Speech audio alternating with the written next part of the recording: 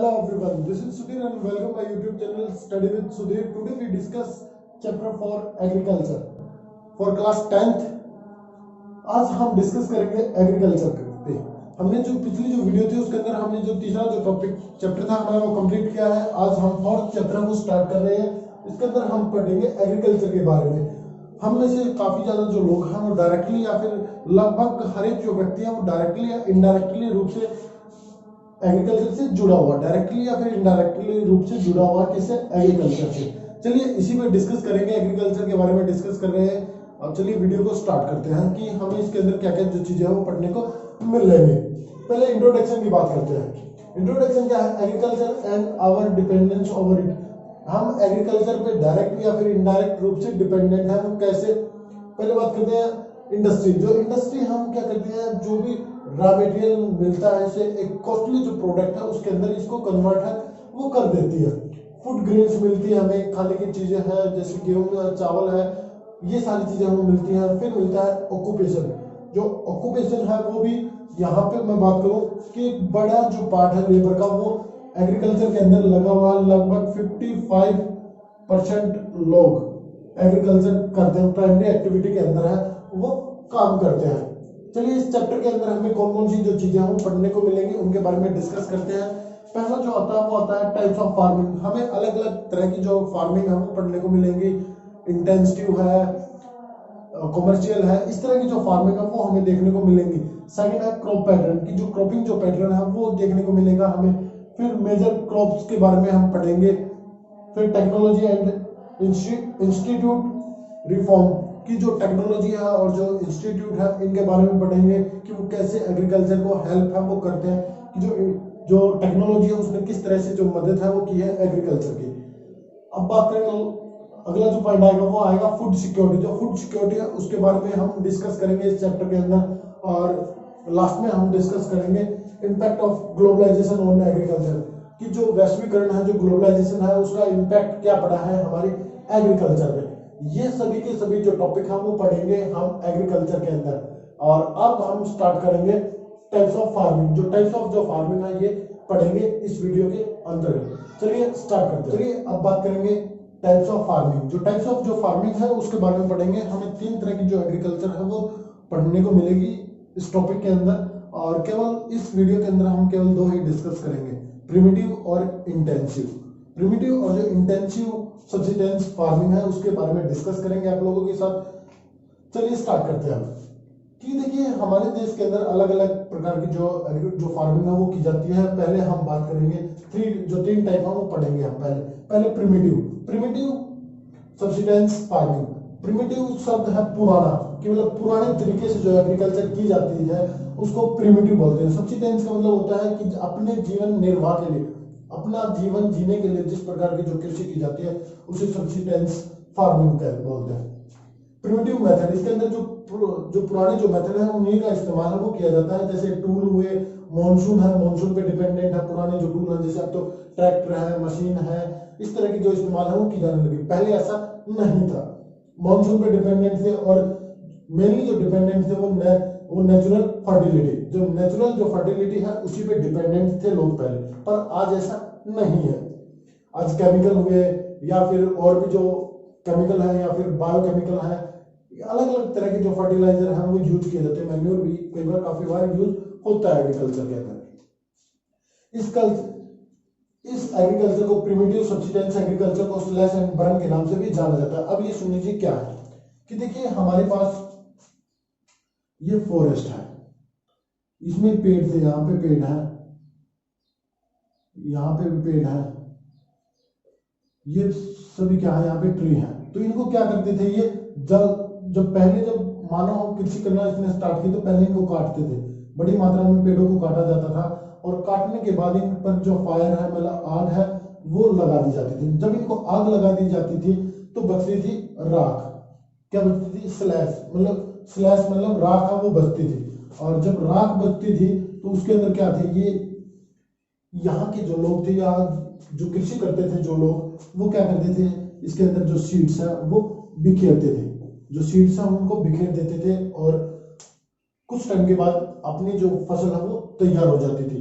पेड़ों को काटना और उनको आग लगाना, इस प्रकार की जो कृषि थी, पेड़ों को काटकर आग लगाना और वो उस भूमि को जो राख जो बच जाती थी उस पर कृषि करना, ये कहलाती थी slash and burn.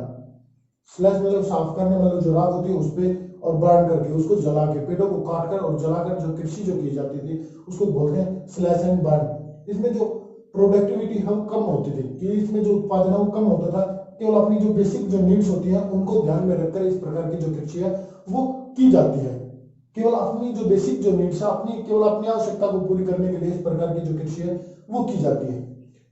Zooming in the north eastern, कि इंडिया के अंदर इसका अलग अलग नाम से इसको जाना जाता है, जैसे अंडमान एंड निकोबार, छत्तीसगढ़, इनके अंदर इसको इसको दीपा नाम से जाना जाता है। आखिरी पॉइंट है वो क्लियर कराया मैं, दीपा के नाम से इसको जाना जाता है।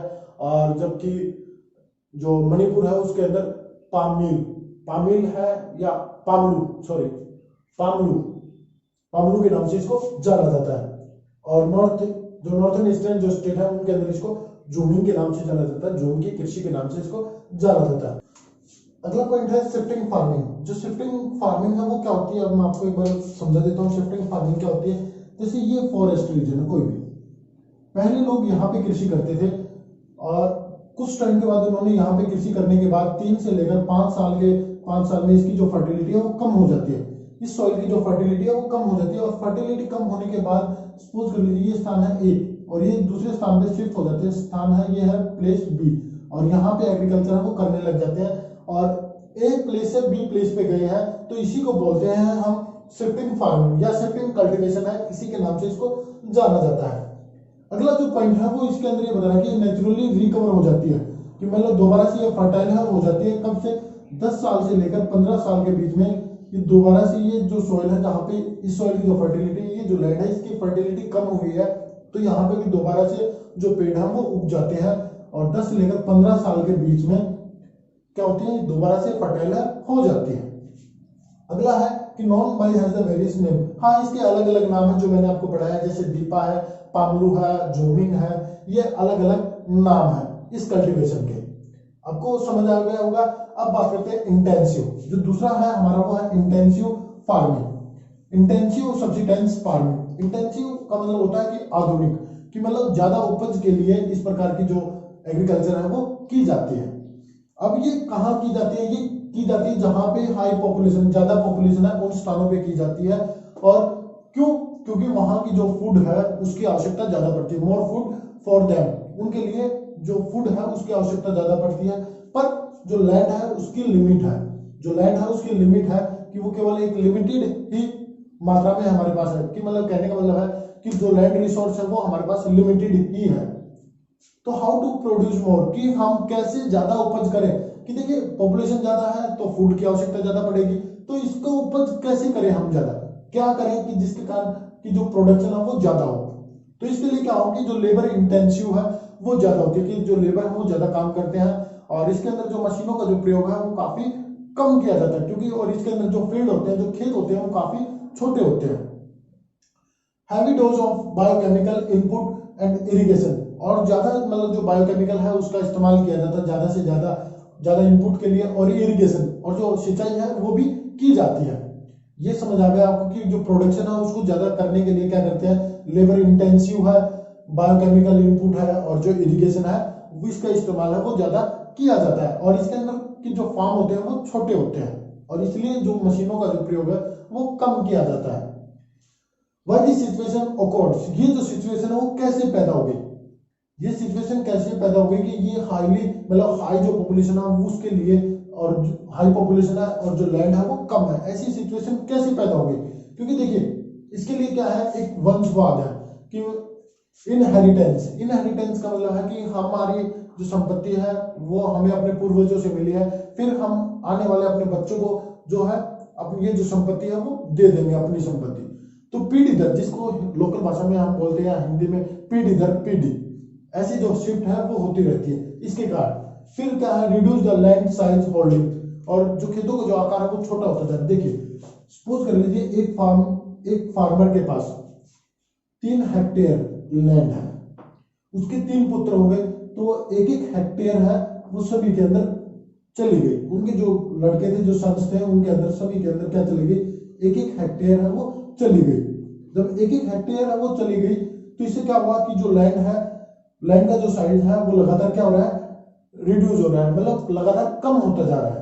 एक चीज तो ये, दूसरी आगे जो पॉइंट है वो आता है कि लगातार क्या है कि जब एग्रीकल्चर जो लैंड है वो लगातार कम होती जा रही है, और कम होने के कारण क्या है कि इस पे जो एग्रीकल्चर जो प्रेशर है वो लगातार इंक्रीज होता जा रहा है। और इसी पे क्या हो रहा है कि जो creating immersing pressure on the agriculture land, और अलग अलग तरह का जो प्रेशर है वो एग्रीकल्चर लैंड पे बढ़ रहा है, चाहे वो इंडस्ट्री का कह लीजिए या फिर जो फूड है, जो फूड ग्रेन है उनकी जो डिमांड है वो ज्यादा है, इसलिए जो जो प्रेशर है वो एग्रीकल्चर पे ज्यादा बढ़ रहा है। ये थी हमारी वीडियो टाइप्स ऑफ फार्मिंग। एक जो टाइप्स ऑफ फार्मिंग है कमर्शियल, वो हम आपको अगली जो वीडियो है उसके अंदर कराएंगे। आपको वीडियो अच्छी लगी तो लाइक करें, शेयर करें और चैनल को सब्सक्राइब करें। Thank you.